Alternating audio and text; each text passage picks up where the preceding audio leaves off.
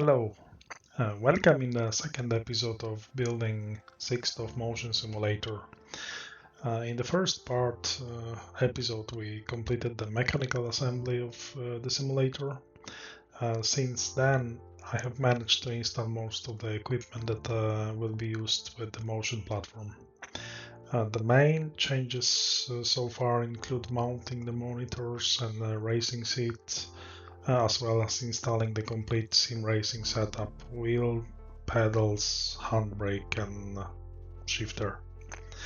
I have also added mounting shelves for my flight simulation controls and installed the controllers themselves, along with the several stream decks and dedicated keyboard tray. At this point, most of the hardware that we'll be using during normal operation of the platform is already in place. The setup is starting to look much more like a final configuration.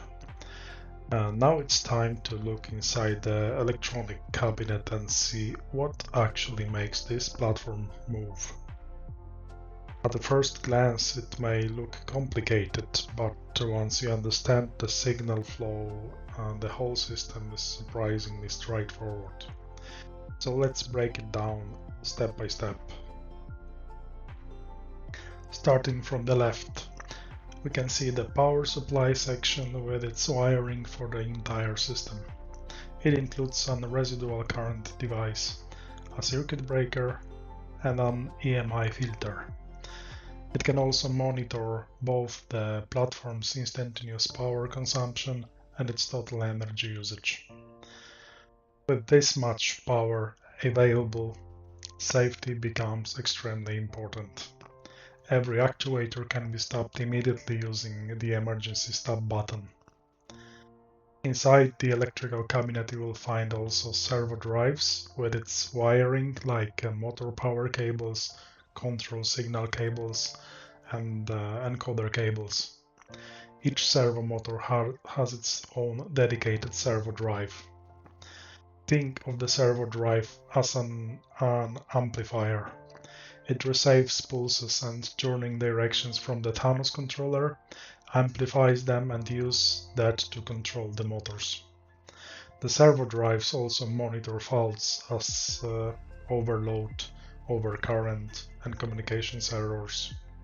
If something goes wrong, the system shuts down safely. On the far right is the brain of the entire system, Thanos Motion Controller, with the PC communication cable and servo drive signal cables. Its job is to receive motion data from PC and calculate the required position for each of the 6 actuators. It doesn't drive the motors directly. Instead, it continuously sends position commands to each servo drive. The enclosure is also equipped with an active ventilation system that continuously monitors the temperature of the servo drives and automatically adjusts the fan speed whenever necessary. Keeping everything organized makes troubleshooting much more easier in the future. And of course we cannot forget about the servo motors. The platform is powered by 6 750 watt AC servo motors. Unlike standard DC motors, servo motors always know their exact position thanks to their high resolution encoders. Each motor is equipped with a known encoder. The encoder constantly reports the exact motor position back to the servo drive. This creates a closed-loop control system. If the motor moves even slightly away from the requested position, the servo drive immediately corrects the error. That is why servo systems are so accurate. This allows the platform to move with excellent precision, repeatability, and smoothness. Now we can go straight to the core, how the system communicates.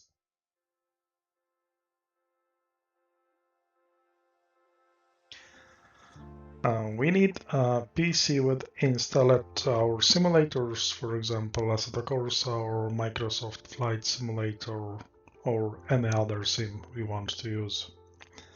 And we need a motion software too. for example, SimHub, FlyPT Mover, SimTools, Sim Racing Studio, and there are a few others too. The simulator software sends a bunch of data, for example, about speed, acceleration, position, gravity, all the data we can call a telemetry. The telemetry is processed by motion software, which calculates positions and sends frames with positions to the Thanos controller. The Thanos controller gets the positions and compare them with positions which are currently in the memory. If there was no movement before, they are the standby positions, and if positions differs, it counts how many steps, or we can also say pulses, and which direction servo motors need to be moved to reach the target position for each actuator.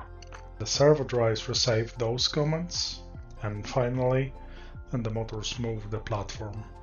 All of this happens hundreds of times every second. So now the electronics are complete. The platform is finally ready for software configuration. In the next episode, we will connect everything to the PC, configure the motion software, and watch the simulator move inside a racing simulator.